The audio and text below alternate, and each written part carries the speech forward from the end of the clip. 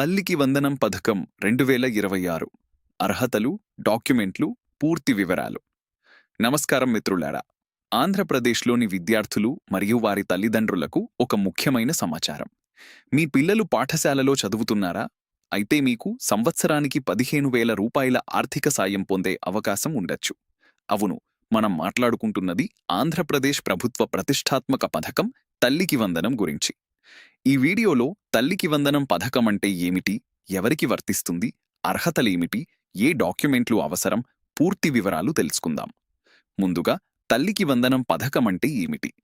పేద మరియు మధ్యతరగతి కుటుంబాలకు చెందిన పిల్లలు ఆర్థిక ఇబ్బందుల వల్ల చదువు ఆపకుండా ఉండేందుకు ఆంధ్రప్రదేశ్ ప్రభుత్వం ఈ పథకాన్ని అమలు చేస్తోంది.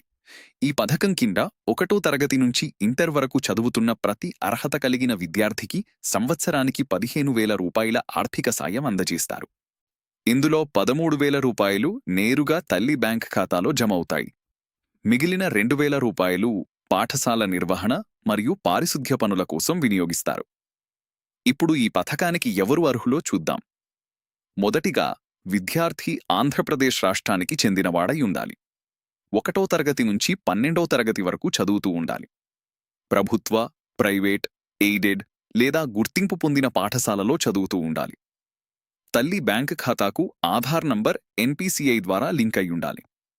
కుటుంబంలో కనీసం ఒకరికి చెల్లుబాటయ్యే వైట్ రేషన్ కార్డు ఉండాలి. ఆధార్ వివరాలు సరిగా ఉండాలి. విద్యార్థి హాజరు శాతం కనీసం 75% ఉండాలి. అలాగే కుటుంబ ఆదాయం ప్రభుత్వ నిబంధనల ప్రకారం ఉండాలి. ఇప్పుడు అవసరమైన డాక్యుమెంట్లేమిటో తెలుసుకుందాం. తల్లి ఆధార్ కార్డ్, విద్యార్థి Aadhaar card, ration card, bank passbook, study certificate, school admission వివరాలు, మొబైల్ నంబర్, అవసరమైతే నివాస ధృవీకరణ పత్రం. ఇప్పుడు ముఖ్యమైన విషయం, ఈ పథకానికి ప్రత్యేకంగా అప్లికేషన్ పెట్టాలా? సాధారణంగా ప్రత్యేకంగా దరఖాస్తు చేయాల్సిన అవసరం ఉండదు. పాఠశాల ప్రధానోపాధ్యాయులు విద్యార్థుల వివరాలను ప్రభుత్వ పోర్టల్లో అప్డేట్ చేస్తారు. ఆ తర్వాత ప్రభుత్వం ఆ వివరాలను ఇంటింటి సర్వే డేటాతో అనుసంధానం చేస్తుంది. గ్రామ లేదా వార్డు సచివాలయ అధికారులు ఫీల్డ్ వెరిఫికేషన్ నిర్వహిస్తారు. అయితే కొంతమందికి కొన్ని సమస్యలు ఎదురవుతుంటాయి.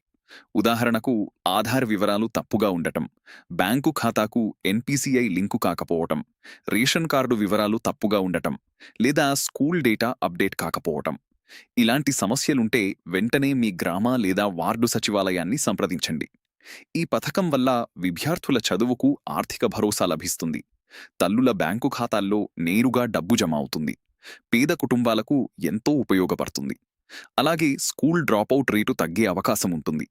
చివరిగా, సోషల్ మీడియాలో వచ్చే ప్రతి సమాచారాన్ని నమ్మకుండా అధికారిక ప్రకటనలను మాత్రమే అనుసరించండి. ఏవైనా సందేహాలుంటే మీ పాఠశాల ప్రధానోపాధ్యాయులు లేదా గ్రామ సచివాలయాన్ని సంప్రదించండి. ఈ వీడియో మీకు ఉపయోగపడితే లైక్ చేయండి. ఇలాంటి ప్రభుత్వ పథకాల తాజా సమాచారం కోసం మా ఛానల్ను సబ్స్క్రైబ్ చేసుకోండి. ధన్యవాదాలు.